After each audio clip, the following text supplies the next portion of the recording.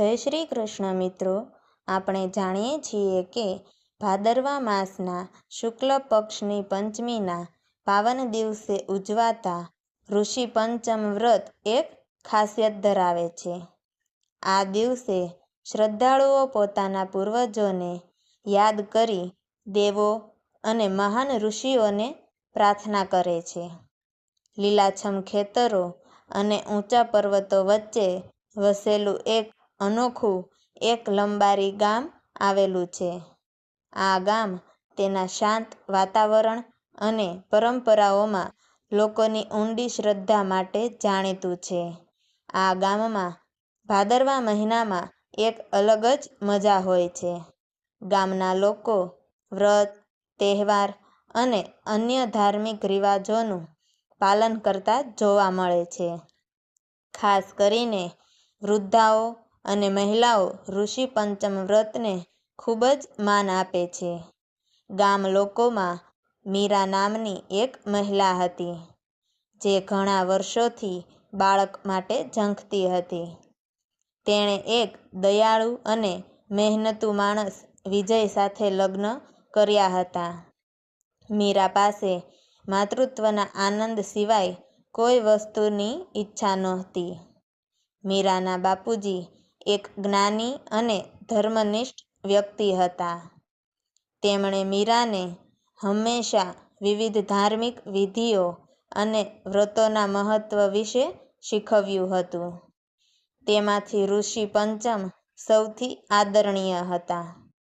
એવું માનવામાં આવતું હતું કે આ વ્રતને સંપૂર્ણ ભક્તિ સાથે નિહાળવાથી વ્યક્તિની ઊંડી ઈચ્છાઓ પૂરી થઈ શકે છે અને ઋષિઓ પાસેથી આશીર્વાદ મળી શકે છે.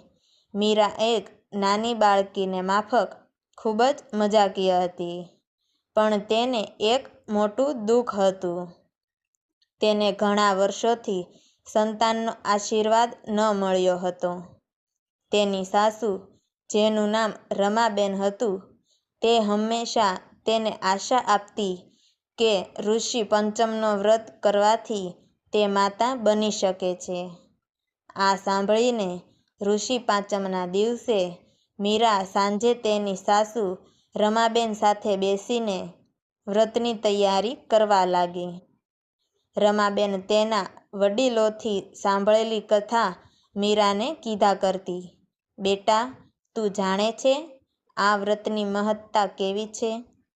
મહાન ઋષિઓએ આ વ્રતનું વિધાન આપ્યું છે, જે દુઃખોમાંથી મુક્તિ અને આધ્યાત્મિક શાંતિ આપે છે." મીરાએ રમાબેનને પૂછ્યું, "માતા, આ વ્રત કેટલું પ્રાચીન છે અને કયા ઋષિઓના નામે આ વ્રત કરવામાં આવે છે?" રમાબેન હસતા બોલ્યા, "આ કથા બહુ જૂની છે. આ વ્રત મહાન 5 ઋષિઓના માનમાં છે: કશ્યપ, અત્રિ, ભારદ્વાજ, વિશ્વામિત્ર અને ગૌતમ. આ ઋષિઓએ આપણા જીવનમાં ધર્મ અને આચરણનું મહત્વ શીખવાડ્યું છે. તેઓના આશીર્વાદથી જીવનમાં સુખ અને શાંતિ પ્રાપ્ત થાય છે." મીરા તે રાત્રે વ્રત માટે તૈયાર થતી હતી. તે ગાઢ શ્રદ્ધાથી બ્રાહ્મણોને ભોજન કરાવી અને ઋષિઓની પૂજા માટે વૃક્ષ તળે જઈને બેસી. તે પોતાના બાલ્યકાળની યાદોમાં વિહળી ગઈ. જ્યારે તે નાની હતી, ત્યારે તેના પિતાએ પણ આ વ્રતનું મહત્વ સમજાવ્યું હતું.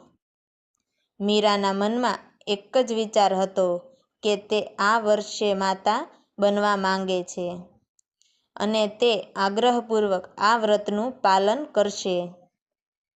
રાત્રે જ્યારે તે સૂઈ ગઈ, તેણે સપનામાં ત્રિમૂર્તિ બ્રહ્મા, વિષ્ણુ અને મહેશને જોયા. ત્રણેય દેવતાઓએ મીરાને કહ્યું, "બેટી, તું જ આ શાસ્ત્રોમાં જણાવેલા માર્ગે ચાલી છે. તું બહુ જ ધર્મશીલ છે અને તને જરા પણ આળસ નથી. તું ભવિષ્યમાં જરૂર માતા બનીશ."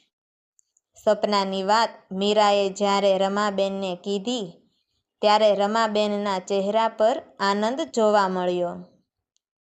તે બોલ્યા, જો કે તારે ધાર્મિક વિધિમાં અનેરી આસ્થા રાખવી છે અને મનમાં ધૈર્ય રાખવું છે, ભગવાન અને ઋષિ તને જરૂરથી આશીર્વાદ આપશે. મીરાએ તે દિવસથી વધુ મહેનત અને શ્રદ્ધાથી વ્રત પાળવાનું શરૂ કર્યું. સમય વીત્યો ગયો અને મીરાએ ભાદરવા માસમાં ત્રીજી વખત ઋષિ પાંચમ વ્રત પાળ્યું અને અચાનક એક દિવસ મીરાને ખબર પડી કે તે ગર્ભવતી છે. તે દિવસે તેનો આનંદ અણમોલ હતો. મીરા પોતાના આત્મવિશ્વાસ અને શ્રદ્ધાથી પૂરી જીવનયાત્રામાં આગળ વધી રહી હતી. તેનું ગર્ભ ધીમે ધીમે વૃદ્ધિ પામી રહ્યું હતું અને તે પૂરેપૂરું તંદુરસ્ત અને ખુશ રહેવા લાગી. ત્યાં સુધી કે મીરાને પણ એક દિવસ સ્વપ્નમાં ઋષિ પાંચમના દિવસે તેની આસપાસની સ્ત્રીઓ અને ગામના લોકોએ કરેલા વ્રત અને વિધિઓના સ્મરણ આવ્યા. ઋષિ પાંચમના વ્રતની વિધિ સૂર્યોદયથી પહેલાં શરૂ થાય છે. મીરા તેની સાસુ રમાબેન સાથે આ વ્રતની તમામ વિધિઓનું પાલન કરવાનું નક્કી કરે છે. સૂર્યોદય પહેલાં જ મીરા અને રમાબેન ઘર આંગણાની સફાઈ કરવા લાગે છે. તે પછી પૂજા માટે વિશેષ સ્થાન તૈયાર કરાયું. આ સ્થાન ઘરની પૂર્વ દિશામાં બેસાડવામાં આવ્યું, કારણ કે પૂર્વ દિશાને શાસ્ત્રોમાં પવિત્ર ગણવામાં આવે છે. અહીં મીરાએ વિશાળ ચંદનના ઝાડના પાન વડે પવિત્ર મંડપ બનાવ્યો. મંડપની આજુબાજુ રંગોળી બનાવી, ધૂપ દીપની વ્યવસ્થા કરવામાં આવી. મીરા અને રમાબેન વહેલી સવારે પવિત્ર સ્નાન કરીને નવું પવિત્ર વસ્ત્ર ધારણ કરે છે. મીરાએ સફેદ રંગની સાડી પહેરી છે, જે પવિત્રતા અને શુદ્ધતાનો પ્રતીક છે. રમાબેન પણ ચોખ્ખું અને શુદ્ધ વસ્ત્ર ધારણ કરે છે. રમાબેન મીરાને સૌ પ્રથમ ઋષિ પાંચમની કથા કહેવા બેસે છે. કથા પછી ગંગાજળ, ફૂલ, ચંદન અને નૈવેદ્ય જેવા સામાનની વ્યવસ્થા કરે છે. મીરા વ્રતનો શ્રદ્ધાપૂર્વક પ્રારંભ કરે છે. મંડપમાં પંચ ઋષિ જેમ કે કશ્યપ, અત્રિ, ભારદ્વાજ, વિશ્વામિત્ર અને ગૌતમના ચિત્રો મૂકી તેમની પૂજા કરવામાં આવે છે. મીરા દરેક ઋષિને આહ્વાન કરે છે અને તેમને ચંદન, ફૂલ અને ફળ અર્પણ કરે છે. ભાદરવા મહિનાના આ પવિત્ર દિવસે મીરાએ ઓમ કશ્યપાય નમઃ, ઓમ અત્રયે નમઃ, ઓમ ભારદ્વાજાય નમઃ, ઓમ વિશ્વામિત્રાય નમઃ અને ઓમ ગૌતમાય નમઃ મંત્રોનો જપ કરે છે. વ્રત પૂર્ણ કર્યા પછી મીરા અને રમાબેન અષ્ટદાળ કમળના પાનથી ઋષિ પંચમના મંત્રોનો પાઠ કરે છે. મીરા મનમાં પોતાની શુભ પ્રાર્થના અને સંકલ્પ ધારણ કરે છે. ત્યારબાદ મીરા અને રમાબેન તે દિવસે નિર્વિઘ્નપૂર્વક ઉપવાસ કરે છે. મીરા પૂરેપૂરી શ્રદ્ધા અને ભક્તિથી ભૂખ ને તરસ ભૂલી જવા માગે છે અને તેની અંદર એક અજ્ઞાત આનંદની લાગણી આવે છે. સાંજના સમયે જ્યારે સૂર્ય અસ્ત થાય છે, મીરા અને રમાબેન ઋષિ પાંચમના વ્રતનું વિધાન પૂર્ણ કરે છે. તે બંને સાથે બેસીને તુલસીના ક્યારામાં દીવો પ્રગટાવે છે અને ઋષિઓના આશીર્વાદ માટે પ્રાર્થના કરે છે. વ્રતનું પૂજન અને ઉપવાસ સમાપ્ત થયા બાદ મીરા અને રમાબેન ગંગાજળથી હાથ મુખ ધોઈ નૈવેદ્ય પકાવવાનું શરૂ કરે છે.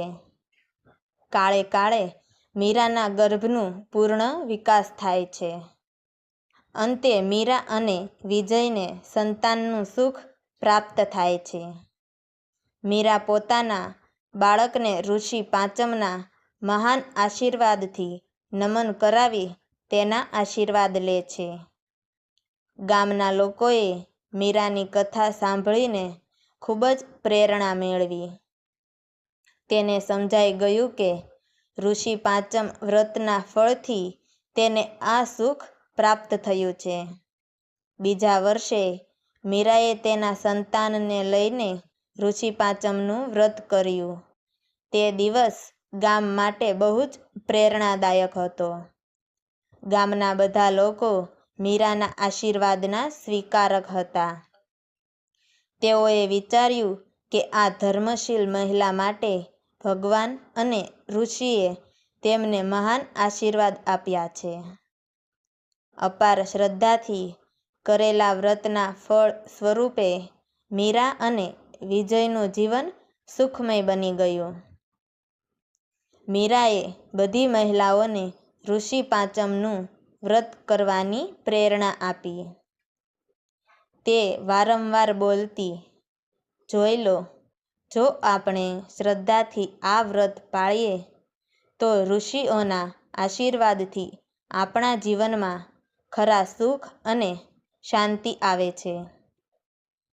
ગામમાં દરેક સ્ત્રીએ આ વ્રત કરવાની શરૂઆત કરી અને પોતાના જીવનમાં શુદ્ધતાના મૂલ્યો, શ્રદ્ધા અને ભક્તિ પામવાનું શરૂ કર્યું. મીરાના ઘરમાં આ વ્રતની વિધિ અનેક પેઢીઓ સુધી ચાલતી રહી અને મીરાના સંતાનો પણ આ વ્રતના ફળે સદૈવ સુખી રહ્યા. તો મિત્રો, આપણને આ વાર્તા પરથી પ્રેરણા મળે છે કે પૂરા મનથી અને સાચી શ્રદ્ધાથી આપણે કાંઈ પણ મેળવી શકીએ છીએ. તો મિત્રો, તમને અમારી આ કહાની પસંદ આવી હોય તો અમારી ચેનલને લાઈક કરજો, શેર કરજો અને નવી કહાનીઓ સાંભળવા માટે ચેનલને સબસ્ક્રાઈબ જરૂરથી કરજો. તો મિત્રો, અમારી આ કહાનીને છેલ્લે સુધી સાંભળવા માટે તમારો ખૂબ ખૂબ ધન્યવાદ. જય શ્રી કૃષ્ણ. હર હર મહાદેવ.